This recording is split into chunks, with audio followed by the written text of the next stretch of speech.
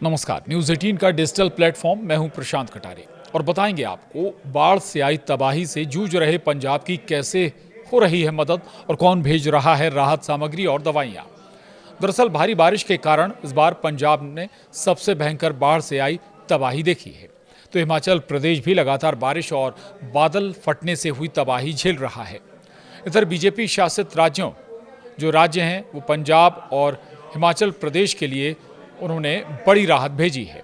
दरअसल बीजेपी शासित राज्य दिल्ली, गोवा, गुजरात और हरियाणा राज्यों ने पंजाब को 5-5 करोड़ रुपए की राहत राशि भेजी है। इस राहत राशि के अलावा बड़ी संख्या में ट्रकों के जरिए खाना और राहत सामग्री भी पंजाब राज्य में प्रभावित लोगों के लिए भिजवाई जा रही है। इसके अलावा हिमाचल भी चूंकि बाढ़ और बारिश से प्रभावित है, हिमाचल प्रदेश के लिए भी बाढ़ और तबाही के हालातों से उबरने के लिए बीजेपी शासित राज्यों ने मदद पहुंचाई है। अरुणाचल प्रदेश, असम, हरियाणा, त्रिपुरा और उत्तर प्रदेश जैसे बीजेपी शासित राज्यों की ओर से हिमाचल प्रदेश को 5-5 करोड़ रुपए की राहत राशि भेजी गई है। इसके अलावा सैकड़ों ट्रकों के माध्यम से भोजन और दूसरी ज़रूरी राहत सामग्री और दवाइयां भी भिजवाई गई हैं। दरअसल उत्तर भारत में हुई भारी बारिश ने पंजाब में भारी तबाही मचाई है, जिसके चलते अचानक बाढ़ आ गई और उफनती नदियां अपने किनारों को तोड़कर खेतों और गांवों तक पहुंच गई। पंजाब इस समय हाल की सबसे भयंकर बाढ़ से जूझ रहा है। राज्य सरकार ने सभी 23 जिलों को बाढ़ प्रभावित भी घोषित किया हुआ है। आंकड़ों की माने तो करीब 2000 गांव जलमग्न हो गए, करीब 4 लाख से ज़्यादा लोग इस बाढ़ से प्रभावित हुए हैं और करीब 11.7 लाख हेक्टेयर से ज़्यादा कृषि भूमि नष्ट हो गई है। हालात ऐसे हैं कि लाखों लोगों तक बिजली और साफ पानी नहीं पहुंच पा रहा।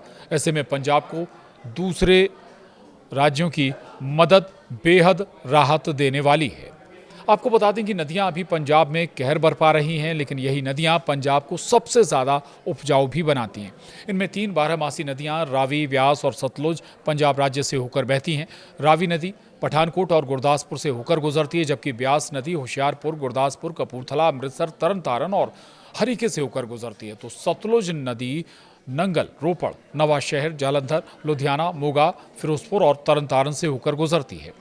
मौसमी नदी, घग्गर, छोटी सहायक नदियां और पहाड़ी धाराएं भी राज्य से होकर गुजरती हैं।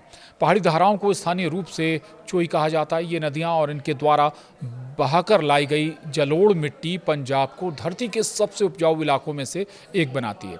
सदियों से बाढ़ के मैदानों में खेती फलती फूलती रही है। आज पंजाब, जिसे अक्सर भारत का अन्न का कटोरा कहा जाता है, देश के लगभग 20% गेहूं और 12% चावल का उत्पादक करता है, जबकि इसका क्षेत्रफल देश के कुल क्षेत्रफल का केवल 1.5% है।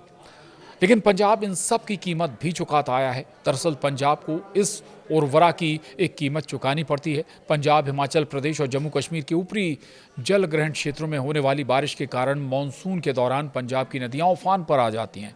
हालांकि गुस्सी बांधों यानी मिट्टी के तटबंधों की एक विस्तृत व्यवस्था बाढ़ से बचाव की पहली पंक्ति बनाती है, लेकिन जब भारी बारिश होती है तब ये सब फेल हो जाता है। हालांकि पहले भी ऐसा कई बार हुआ है, खासतौर पर 1995, 1988, 1993, 2019 और 2023 में भी ऐसे ही हालात बने थे। बहरहाल जब भी पंजाब में बाढ़ आती है तो ध्यान पंजाब के 3 बड़े बांधों पर जाता है, जो पंजाब की 3 बारहमासी नदियों के ऊपरी भाग में स्थित हैं। ये बांध नीचे की ओर नदियों के प्रवाह को नियंत्रित करने में महत्वपूर्ण भूमिका निभाते हैं।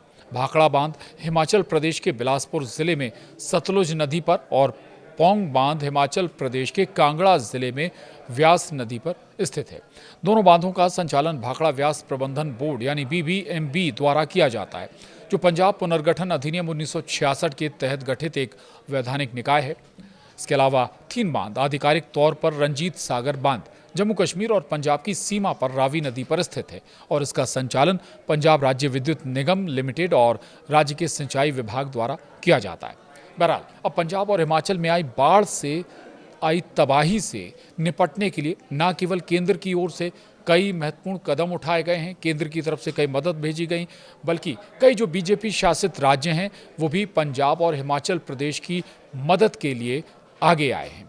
इससे हो सकता है कि सारी मदद ना हो पाए, लेकिन बहुत हद तक इससे पंजाब और हिमाचल को बाढ़ की तबाही से उभरने में या बाहर निकलने में मदद ज़रूर मिलेगी। नमस्कार।